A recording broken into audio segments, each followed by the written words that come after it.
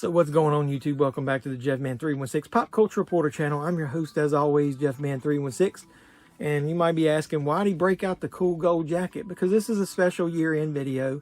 You ever buy movies and you're like, I don't know whether this is going to be any good, and then you actually put them in, watch them, and you're like, wow, this turned out to be one of the better movies of the year. This deserves to be in my physical media collection. And you want to recommend it to other people? That's what this video is going to be. 5 choices of movies that I think they're surprisingly good that you need to add into your collection that you may not have considered. So what are we waiting for? Let's get into the list. Let's go. WRG 94.9 The Urge. Hatfield's home for rock. I'm Willie the Kid and there's nothing you can do about it.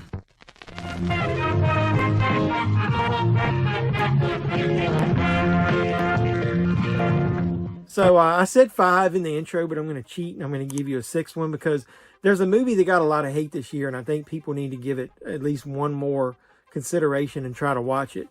If Halloween Ends, I know a lot of people hate it, so don't throw tomatoes at the screen. The reason I'm putting this in here, it's an honorable mention. It's not in the top 5 really, but I think you need to give it another watch. Or if you haven't watched it yet, if you're an uber Michael Myers fan, I can understand. I 100% respect your opinion on why you don't think this movie's any good. But if you're just a regular casual movie fan, I think you should give it a chance because it's not your typical Michael Myers slasher. It's got a lot more going on. I think the acting in it is pretty good. I think the Laurie Strode story, how it hooks into the Corey character is good. It was surprisingly good because I shit on this movie all through the year, worried that, yeah, it did take out a lot of the Michael Myers aspect, but in the end I really liked it. It's got really good cinematography. It's got an amazing score that John Carpenter helped put together again. The look of Michael Myers is good. I like the actor that played Corey Cunningham. That sounds like a threat. It's Halloween. We're gonna have a good time tonight. I actually like this movie a lot more than I thought, and I think if you should give it another chance, or if you haven't seen it and you're not just wanting a Michael Myers movie, you want a good horror movie, you should watch this. And I did stream it when it was in theaters, so that's why I didn't want to count it, because a lot of these movies are ones that I didn't watch until either right when they were getting ready to come out on physical media or after they came out on physical media. So the first one is a teeny bit of a cheat, but because of how much publicity it got, how far it came from the original, I had to include it on my list. The physical copy of Terrifier 2 that I picked up, I actually got the 4K and the Steelbook, so yeah, I double dipped, triple dipped, I guess you could say. But I was a big fan of Terrifier, and I'm a big fan of All Hallows Eve. If you go back and look at the channel, we did some watch-alongs of those films, and so a lot of people hated those movies, and they didn't think that, you know, they were very good. And for Terrifier 2 to come along and get such love, it was so surprising that I had to put it on the list, because if you haven't watched Terrifier 2, now that it's out on physical media, this is a very surprising purchase. I think you'll like it. It's gory, it's cheesy, it's over the top. It's everything you want in an 80s style horror movie, but the production value on this one is top notch. It looks really good. It's got some good acting as far as the main final girl in there, Lauren Lavera. David Howard Thornton is the Art the Clown, does an amazing job as always.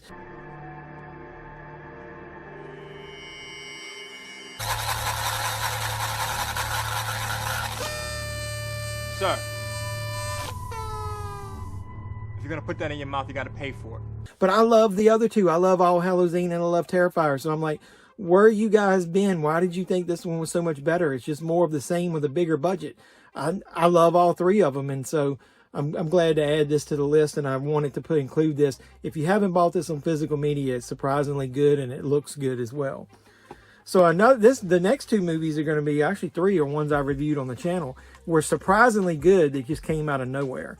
So you could say surprisingly good is how I describe Resurrection. It's got a great cast. The main 2 characters in it are played by Rebecca Hall and Tim Roth.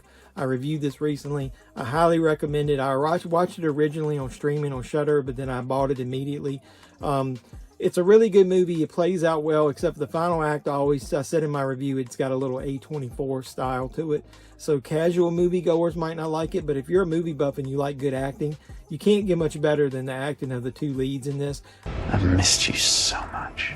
Come after me.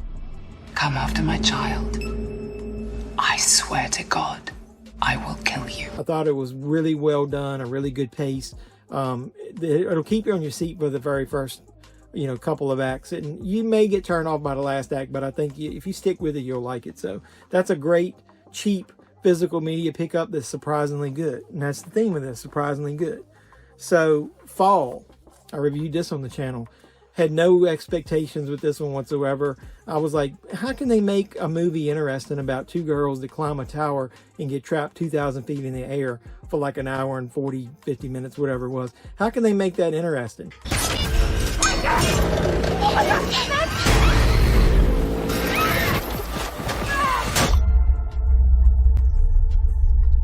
Well, that's exactly what they do. So if you haven't watched my review, check it out. But this movie is surprisingly good, like I said, which is the theme of this video. I really think the two lead actresses are great. And I think I failed to mention in my review that the one actress plays the blonde babysitter in the Halloween 2018 movie. And it's great to see her in more of a starring role. Yeah, and it's got Jeffrey Dean Morgan in it, who played Negan on The Walking Dead. He's got a very bit part, but it's pretty effective as the father of one of the girls who, the main character who experienced the most trauma in the movie. But this is a really good psychological like thriller. I don't know if it's 100% horror, but I guess it could be. It's really tense. It makes you really anxious and feel for, especially if you have a fear of heights. It's got some great cinematography that's going to put you over the top and like make you feel the intensity of all those scenes. So check out Fall. So the next movie is pretty similar to that. I didn't have a lot of high expectations for this one, Orphan First Kill. I was like, this movie, isn't it like about a decade behind schedule? Shouldn't it have come out like a decade ago? Because I think it's been, like 13 years since the original. And I was like, there's no way, if you know what the plot is, that the original actress can come back and once again pretend to be a child and be effective with it. She looks older, so it's not going to work. Mister? Sweetheart, it's Mommy. Well, boy, was I wrong, because not only did they do a good job in it, the acting is great in it, and they also add another layer of another twist onto it that I wasn't expecting, and it was in the middle of the movie, which made the last act great. I really do think Orphan First Kill is a good follow-up to it. Surprisingly good, which is the theme of this, like I keep saying. So check out Orphan First Kill if you haven't, and you will not regret it. So the last movie on my list I haven't reviewed on the channel, and I kind of regret it.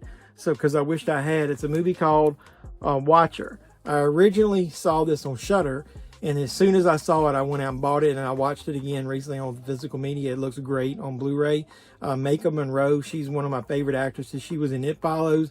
She was in another movie that I reviewed on this channel, Significant Other, that's on Paramount Plus, that's good. This movie right here is, if you want to describe it, it's sort of a modern-day twist on the Rear Window concept, but in reverse. As far as, instead of you watching somebody else, you see somebody that's probably watching you. And then all of the psychological twists and turns that come with it. Is she right? Is she not right? She's a fish out of water because she's an American in a city that she's not familiar with. And a lot of people don't believe that what she's seeing is happening. But no one has really noticed before.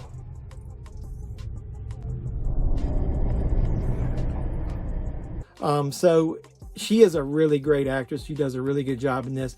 This is surprisingly good. Once again, like I said, which is the theme of this. So I think you do yourself a disservice if you don't see The Watcher. Like I said, it's either streaming. I know it's on Shudder. I'm not sure if it's on any other streaming services, or you can buy it pretty cheap on Amazon on this physical media. It's got audio commentary by the director, and the editor is the only special features on it. But it says, one of the century's most arresting tales of female anxiety. A stunning gaslighting whodunit against a blood-curdling villain for the ages. So yeah, the main actor that's in it, he plays in one of my favorite series that came out this year, The Offer, that was on Paramount Plus, about the making of the Godfather movie. So really great acting in this, especially by Maika Monroe. So you should see The Watcher. So did you pick up any of these physical media? These are some of my surprisingly good physical media pickups of the year that I think deserve to be in your collection. If so, let me know in the comments down below if you liked any of these. If you didn't, did I make good decisions, bad decisions? But either way, like the video, support the channel any way you can. like, comment, subscribe, share, do all the normal YouTube stuff. We got big things coming in 2023. I can feel it. I'm going to do a giveaway when we hit 2,000 subscribers. We're almost there. So keep supporting me, and I'll keep making great content. So until next time, boys and girls, this is JeffMan316, your pop culture reporter, signing out, saying you guys be safe out there.